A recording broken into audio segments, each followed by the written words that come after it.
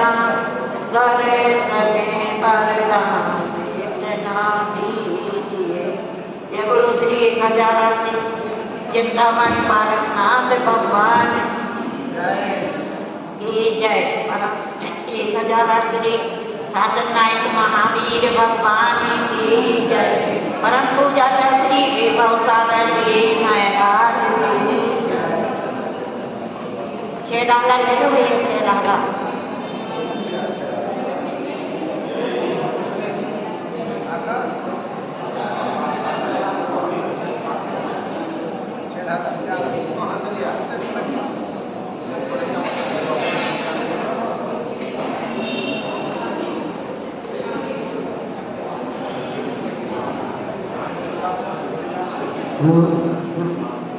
तीन भुवन में था इंदिरा के ध्यान था चेतनों पे विकार नमो दियो विषमान के। जब हम किताब उठा रहे थे तो उसमें से एक आध अच्छा तो समझ में आएगा। थोड़ी सी मेहमानी को उठा। हाँ, अब दूसरी ढाल में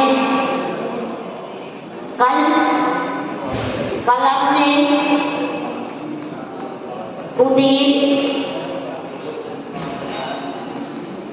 पहले हमने कुकरू का वर्णन किया, फिर कुदेव का वर्णन किया। आज कुशास्त्र का वर्णन है। कैसा है? कुशास्त्र का वर्णन है। तो हम कर रहे हैं कि हमको कुदेव को छोड़ना है, कुकरू को छोड़ना है, कुदेव को छोड़ना है, कुशास्त्र को छोड़ना है। तो हम किसको ग्रहण करेंगे? सौभाग्य को, देव शास्त्र गुरु को ग्रहण करेंगे। आज कुशास्त्र का वर्णन है। तो उसमें क्या कह रहे हैं? कुशास्त्र में ज्ञान का लक्षण क्या है? तो क्या होता है? हम कह रहे हैं एकांतिवाद सत्य समाज व्यास के सत्य आप लादी रचते सुते को अभ्यास मैंने को बोले बाबू में निद्रा। क्या कहते हैं?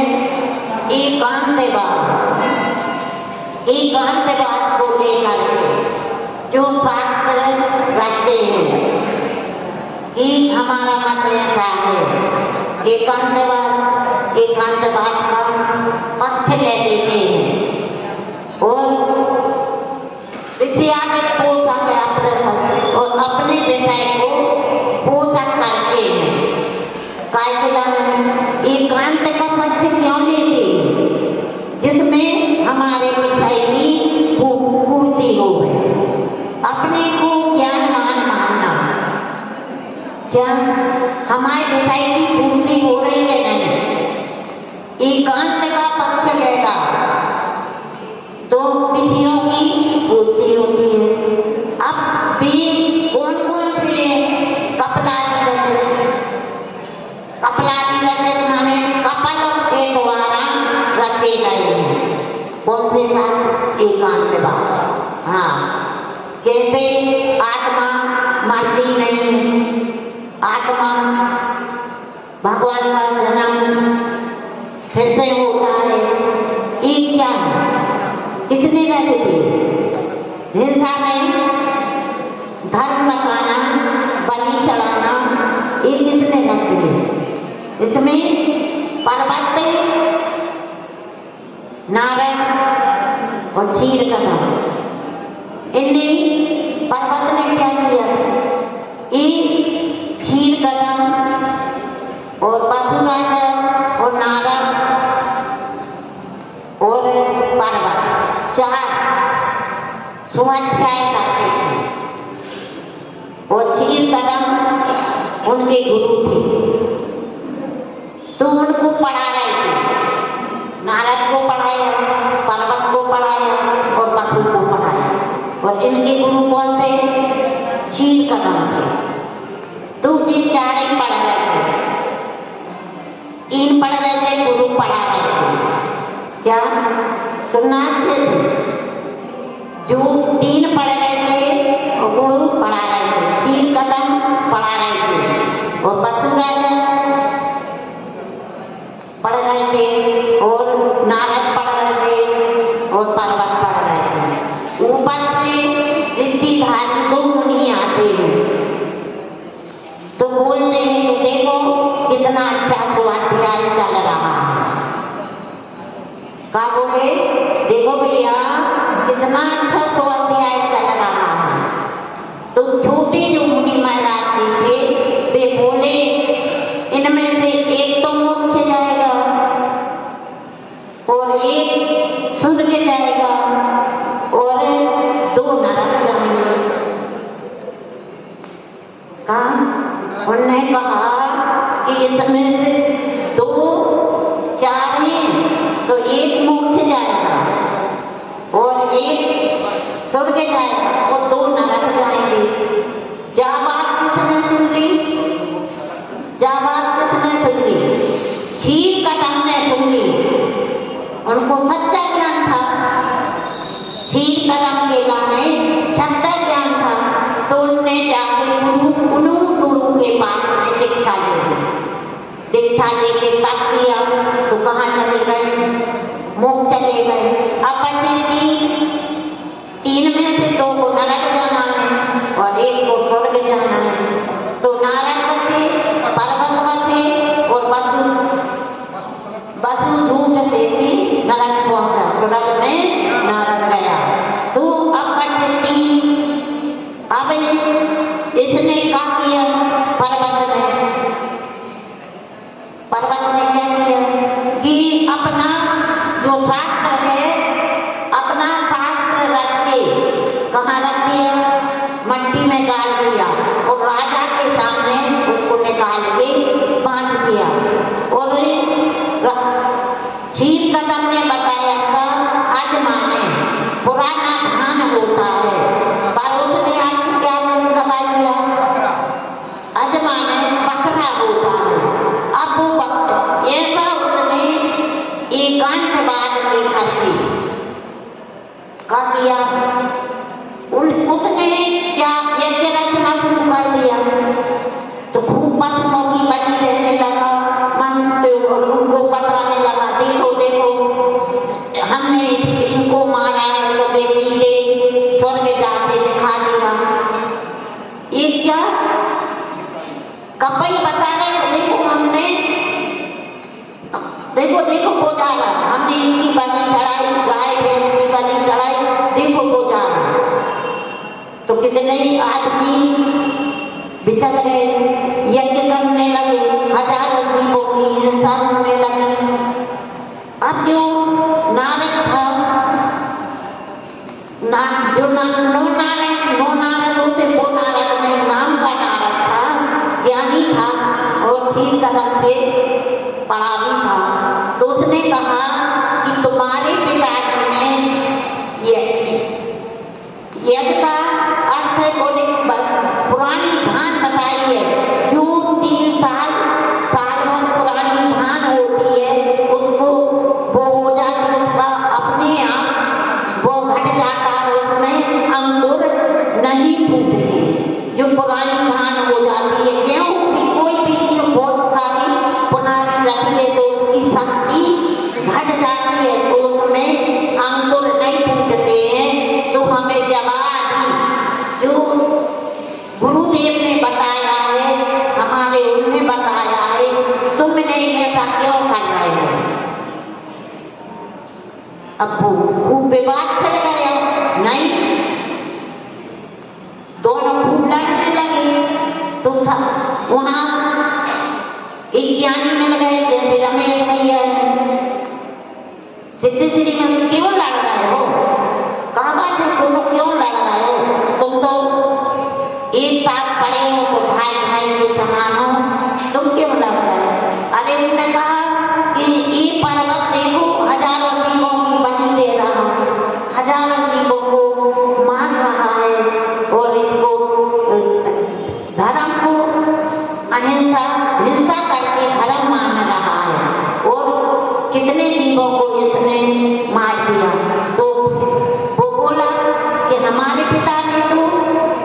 ने बकरा बोला है तो हम तो बलि चढ़ाएंगे। तो उसने कहा कि अपने साथ में राजा ने भी तो पड़ा था, तो हम राजा के पास चलते हैं। वहां से यदि हमारी बात, नारद ने कहा हमारी बात गलत हो तो हमारी जीभ के टुकड़े होंगे, यदि तुम्हारी बात गलत हो तो तुम्हारी जीभ के टुकड़े होंगे।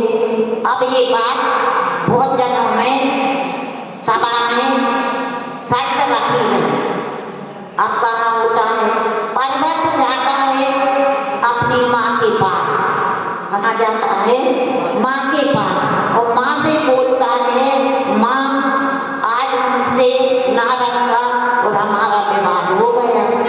तो माँ ने कहा किस बात पर हो गया? उसने कहा कि हम जो यज्ञ को बकरा मानते हैं और नारद कह रहा है यज्ञ माने पुरानी धान होती है, तो हम इस पे से बकरा तो माँ बोलती है, तूने बहुत अनर्थ कर दिया। नारद बिल्कुल सही बोल रहा है। अब यहाँ तक तो माँ सही है। अब क्या होता है, उसका थोड़ी देर बाद उसको मोह प्रकट हो जाता है। कहाँ हो जाता है? मोह प्रकट हो जाता है। तो बात सुनती के पति भी चले गए, मुनि बन गए और हमारे पास पुत्र भी नहीं है, तो हम किसके सहारे रहेंगे? तो अब हमें झूठा बोलना पड़ेगा।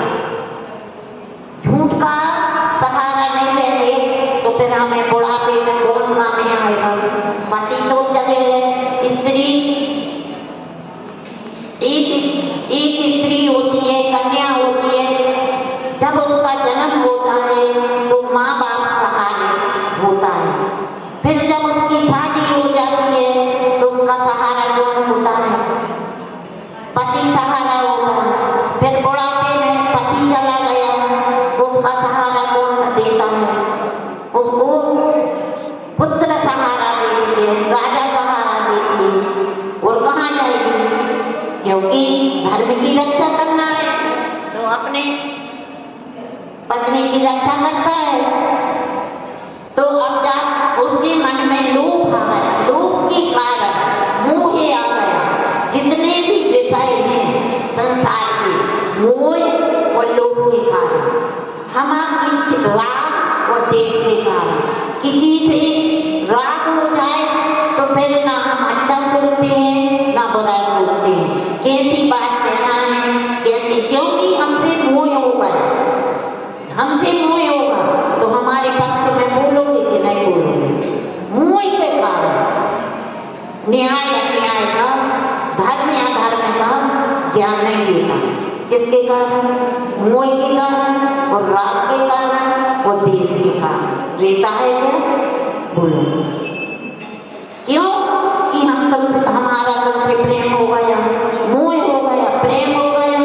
तो माँ बाप ने कितनी सेवा की, बच्चे को कैसे पाला और छोड़ के कहाँ चला जाता है? किसके कारण? प्रेम और मोह के कारण अपने माता पिता का राज जो दुलार है उसको ठुकरा देता है। जो माँ बच्चे को कैसे पालती है, अपन गीले में सोती है और बच्चे को सूखे में सुलाती है, और ऐसी माँ को भी छोड़ के बच्चा बच्ची चले जाते हैं। ये किसके कारण? क्योंकि हमें धर्म का स्वरूप नहीं जाना और हमने मोह के कारण, राग के कारण और देश के कारण जितने भी विषय हैं वे राग के का दो शत्रु हैं, मोह की दो संतान हैं। मोह की कितनी संतान है? दो संतान है, एक राग है और एक द्वेष है। किसी से राग है तो अच्छा लगेगा, किसी से द्वेष है तो बुरा लगेगा। एक किसका काम है? राग और द्वेष का। ऐसी है वो सोचती है मोह के कारण वो धर्म को बलि दे देती है और कहाँ जाती है?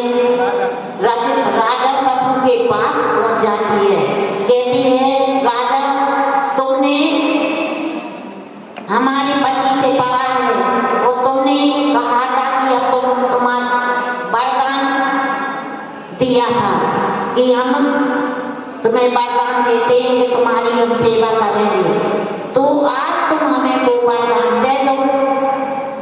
तो उन्होंने कहा बोलो क्या बात है। तो जो हमारे पुत्र ने कहा है, उन्होंने बताया कि हमारे पुत्र ने पर्वत ने यज्ञ को बकरा की बलि मान करके चला रहा है, पर तुम्हें इसमें समाप्त करना है।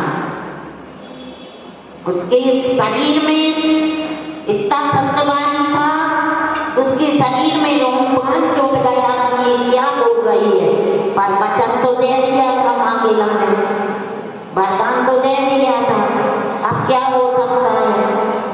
अब नारद पूछे राजा आपने भी तो पढ़ा है कि यजमाने पुराना धान होता है और जिन कपिलों ने शास्त्र रखते हैं कुशास्त्र रख दिए हैं और तुम इनको कैसा अपना मान रहे हो।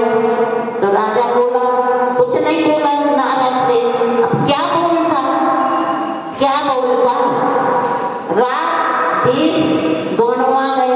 यदि माँ को हम नहीं वो करते हैं तो माँ वो करेगी। अब राजा के पास माँ पर्वत की माँ विनती कर रही है कि यदि हमारा बेटा की तुम पक्ष नहीं लोगे तो हमारा पति शिक्षित हो गया, अब बेटा की नींद कट जाएगी तो फिर हमें कौन सहारा देगा। अब राजा ने ना आय सोचा ना बाय सोचा, किसका पक्ष ले लिया, एकांतवाद का पक्ष ले लिया। और क्या कहती है बोलो, कुछ अब सभा लगी, इतनी बड़ी सभा लगी क्योंकि दृश्य देखने के लिए क्या होता है, सच्चाई क्या होती है, उसके देखने के लिए देवता भी आ गए, पूरी सभा भी लग गई, गाँव के राजा बुलाए गए। उस सभा में आज निर्णय होना है, सत्य का निर्णय होना है। जो मिथ्या दृष्टि थे वे किस्मत का पोषण कर रहे थे, पर्वत का पोषण कर रहे थे, और जो सम्यक दृष्टि थे विकाय का पोषण कर रहे थे, अपने धर्म की रक्षा के लिए वो कर रहे थे कि कैसे हमारा धर्म बचे। यदि हम हिंसा करेंगे, खोटे शास्त्र निकाल के पढ़ के बता दिए, लिख दिए, कपलाजी रचित, कपलाजी माने कपड़ों के द्वारा रचित, क्यों किसके पीछे कपल रच दिए, काय के पीछे कपलाजी रचित, ये बोध बहु, ये कौन से शास्त्र हैं और हम पढ़ते हैं। जैसे तुम पेपर पढ़ते हो, पेपर में कौन सा शास्त्र लिखा है, कौन सी कथा लिखी है बता दो। 4 कथाएं होती हैं। कल हमने 4 हिंसा की भेद बताई थी कि 4 प्रकार की हिंसा होती है, दूसरा को संकल्प हिंसा नहीं करना चाहिए। आज 4 की कथा कौन कौन सी है, आज हम यहाँ प्रवचन में नहीं बैठेंगे और बी कथा पढ़ने चले जाएंगे। तो बी कथा कौन कौन सी है, स्त्री कथा, पेपर में कौन सी स्त्री कथा नहीं है, चोर कथा नहीं है, राज कथा नहीं है, भोजन कथा नहीं है, ठीक है बोलो। टीवी में कौन सी कथाएं आ रही है, अच्छी कथा आ रही, हम कौन सी कथा कर रहे हैं 24 घंटा, हम कौन सी कथाओं में लग रहे हैं। 4 भी कथा को नाम कभी तो विचार करो कि हम भोजन कथा कर रहे हैं, चोर कथा कर रहे हैं, राज कथा कर रहे हैं, स्त्री कथा, इसमें लगे। हमारा ये सुंदर तन हम कौन सी कथाओं में लगाएंगे बोलो, हमने लगा दिया कि नहीं।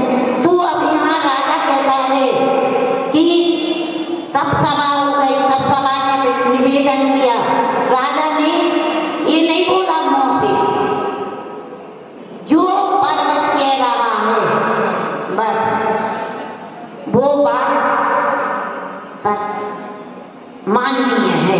बस राजा का सिंहासन कितना ऊंचा रहता था, सत्य के ऊपर सोने का सिंहासन धस गया, जमीन फट गई। राजा ने बोला अधर्म का अहिंसा का पोषक बन रहा था।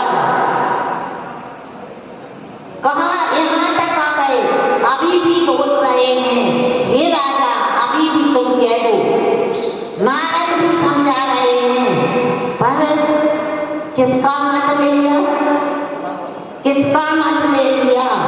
मात्र कहते कृत्य कारक अनुमोदना। इसने राजा ने किसकी अनुमोदना कर दी? कब से अहिंसा हिंसा चल गई, बलि देना कब से चल गई? बोलो काय की अनुमोदना करती? यदि तू अनुमोदना न करता तो आज भी ये मत ना चलता।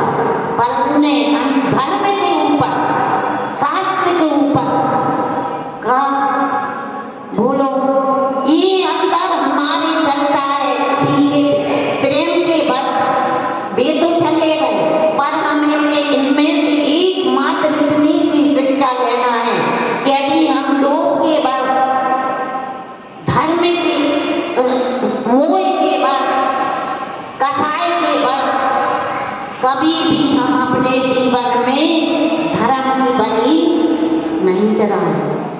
किसके बस?